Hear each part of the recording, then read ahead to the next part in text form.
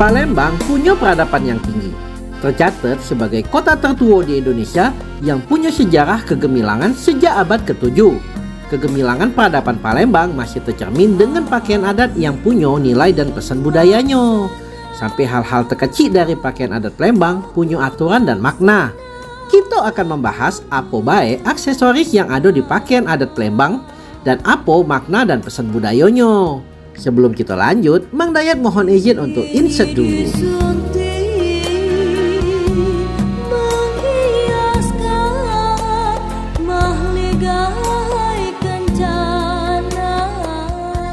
Assalamualaikum warahmatullahi wabarakatuh. Salam sedulur dari Mang Dayat.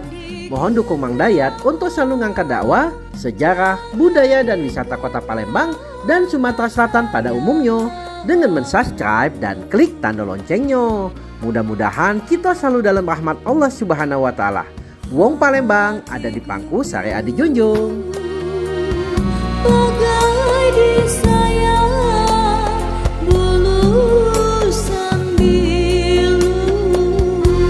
Kalau kita jengok kehidupan sehari-hari, mungkin kita tidak akan ketemu dengan wong Palembang yang pakai baju adat jalan-jalan ke mall ataupun ke pasar.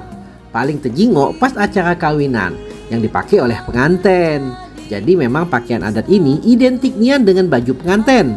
Tapi kita wong Palembang dewek tahu dah apa baik nama aksesoris yang dipakai oleh pengantin itu. Setiap pernak-pernik ada nama dan maknanya galo. Karena itu kita bahas siko-siko yang akan dijelaskan oleh budayawan kita, Raden Muhammad Ali Hanafiah atau yang lebih dikenal dengan Mang Amin. Mohon ampun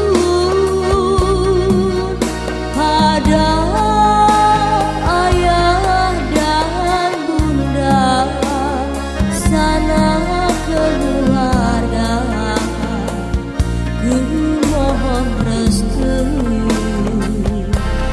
doakan kami selalu bahagia.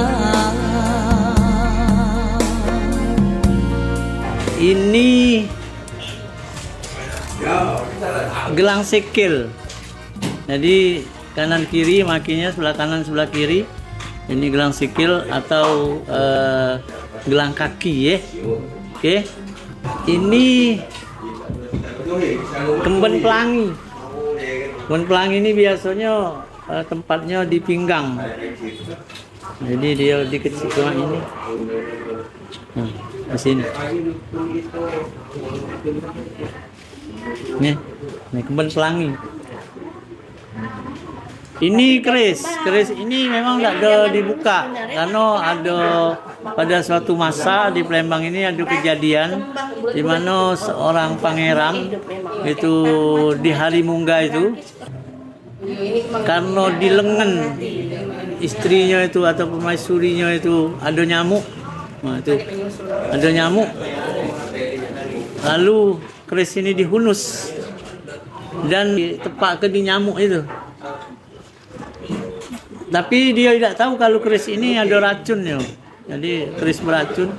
Jadi begitu keris beracun itu sebenarnya kena keringat dia pacak mati gitu.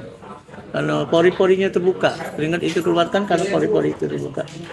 Nah, lalu kemudian setelah keris ini dibunuh ke nyamuk itu, nyamuknya berlari, bininya yang mati. Lalu nyok bininya mati, pangeran itu lalu membunuh diri. Dan itu di Talang Keranggo itu ada gubah pengantin. Ini sumping. Sumping ini tempatnya di telinga. Itu wong Palembang tak nyebut telinga tapi nyebutnya kuping. Sumping itu didudukkan pada kuping atau telinga kanan kiri. Ada pesan moral di sana, pesan budaya di sana bahwa mendengarlah hal-hal yang baik. Selempang sawit ini didudukkan di badan, dipasangkan di kanan kiri. Jadi di kanan kiri sini itu selempang sawit namanya. Sundur atau kembang goyang. Ada yang nyebutnya kitiran ini. Karena dia ngapa diundang kitiran? Karena dia ini Mak ini terus nah kalau dipakai. Kelapos tandan. Kelapos tandan ini tempatnya di sini di kepala. Kelapos tandan. Kalau yang kecil lagi, kalau pernah nyingok Pak Sangko, itu bakal menahan tebeng malu. Kita ini rami-rami mak ini baru kuat. Jadi kalau kita sudah kumpul mak ini misalnya, itu sulit uang nak masuk. Jadi kelompok itu tuh penting. Itulah yang disebut wong Pembang guguk. Ini kalau jumlahnya nih ada yang 9, ada yang 8, ada yang 7, ada yang 6, ada yang 5. Gitu ya. 8 ini itu ada 8 anak sungai, ya.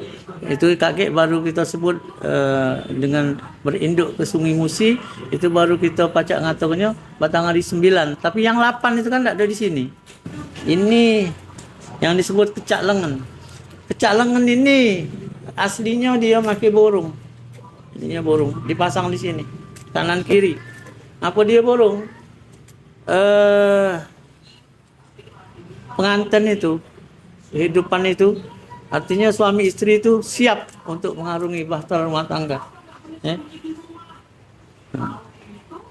Kalau senang itu bagian. Ini cempaka. Ini mengadopsi kembang atau bunga khas Palembang, cempaka telok. Jadi kalau dia rapat ini, jadi cempaka telok. Jadi cempaka telok itu macam tanaman yang sudah langka. Itu. Tanaman sudah langka. Lalu wong Palembang untuk mengingat kembali misalnya bahwa di Palembang itu pernah ada cempaka telok, diciptakanlah pakaian pengantin ini yang untuk di kepala ini namanya cempaka telok. Pasangannya ini tadi, sundur tadi, begini. Nah, ini pending. Pending ini ikat pinggang. Pinggang ini kuat sekali pengaruh bangsa-bangsa luar yang hadir di Palembang. Ini burung hong. Ini burung hong. Jadi di Palembang tuh ada nago, ada burung hong. Jadi ini kuat sekali hadirnya misalnya bangsa-bangsa Cina ke Palembang, misalnya bawa kebudayaan yang menjadi kemudian diadopsi oleh orang Palembang menjadi budaya orang Palembang. Kepercayaan masa lalu burung ini awak tua, memang dari emas. Nah ini sapu tangan wangsit. Sapu tangan wangsit ini dia berbunyi. Pengantin di Palembang itu ada yang ngurusnya itu namanya tunggu jero.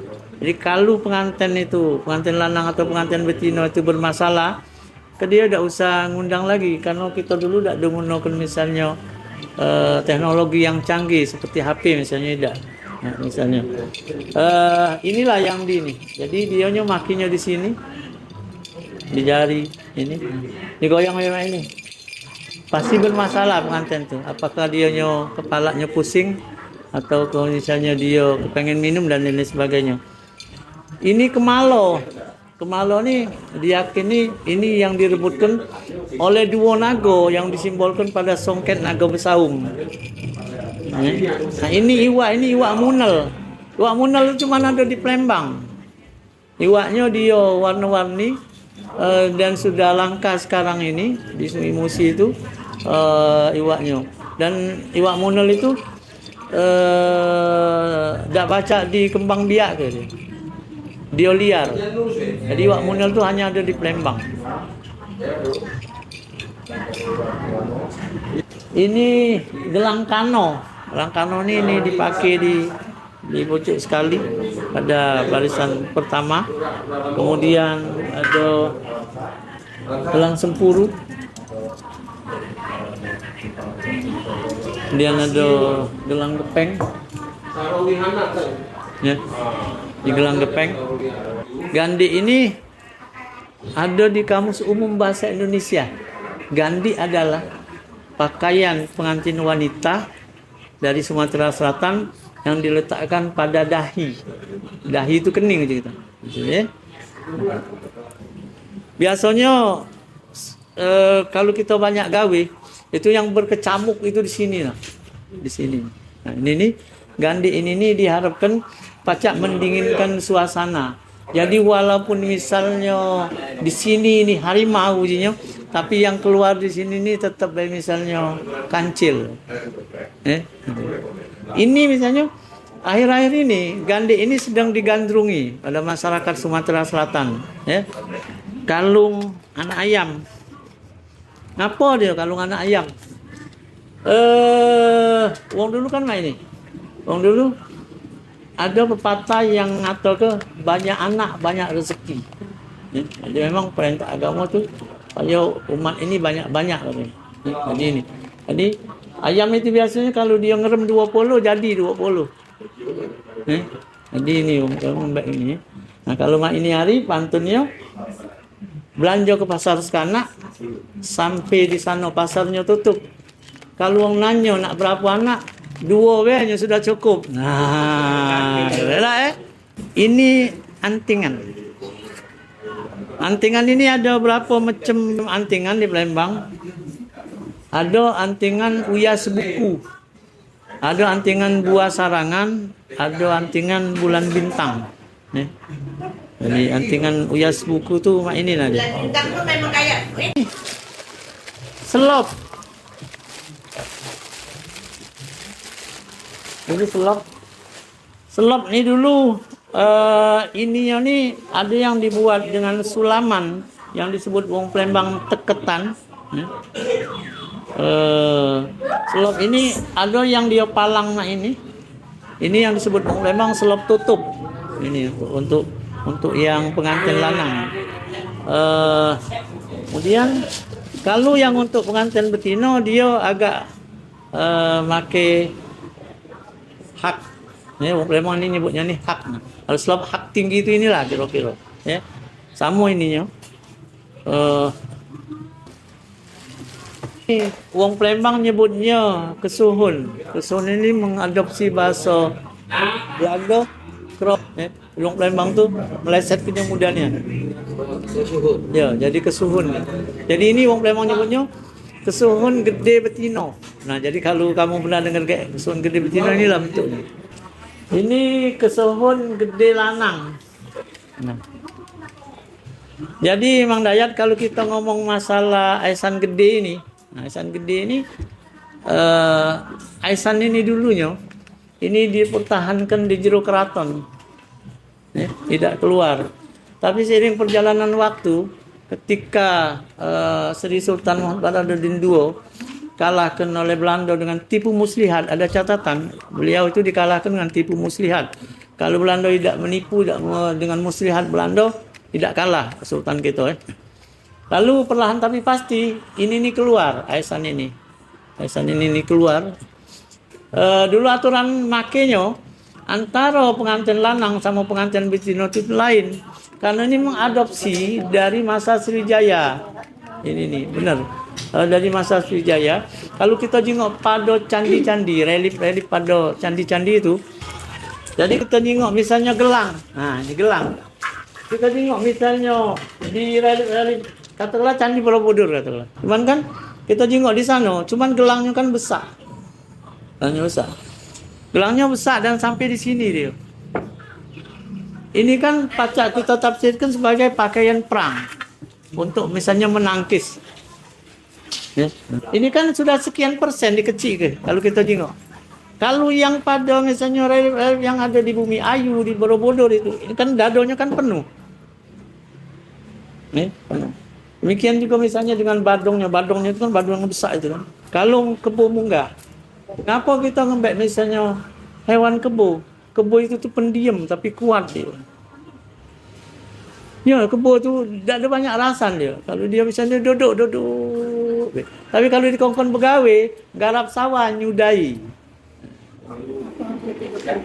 Nah, ini tiga ini kita nih di Palembang ini serba memangnya difilosofikan dengan ganjil. Karena Tuhan itu sifatnya ganjil. Yo, ada yang siko ini tiga. Cincin kinjeng. Cincin kinjeng ini makanya di jari manis. cincin ginjal. Pernah dengar tak peribahasa orang Palembang? Begawe itu jangan pecah kinjang bercewok. Artinya setiap barang yang dibuat oleh orang Palembang tu ada pesan moral di sana, ada pesan budaya, pesan kebaikan untuk kehidupan kita ini. Ya, itu. Jadi, kalau bersapu nak bersih misalnya. Kalau nyuci baju nak bersih, itu pesan moralnya kan itu. Itu ngapa misalnya, ngapa tak ada belalang misalnya. Nah, kira-kira atau lipas. Nah, gue ngapa misalnya milih hewan yang pinjang itu tadi. Ngapa dah kupu-kupu ya? Kayaknya hubungan kupu-kupu malam lah juga. Ya itulah sekedar informasi mengenai misalnya salah satu pakaian pengantin adat Palembang yang disebut orang Palembang Aisan Gede.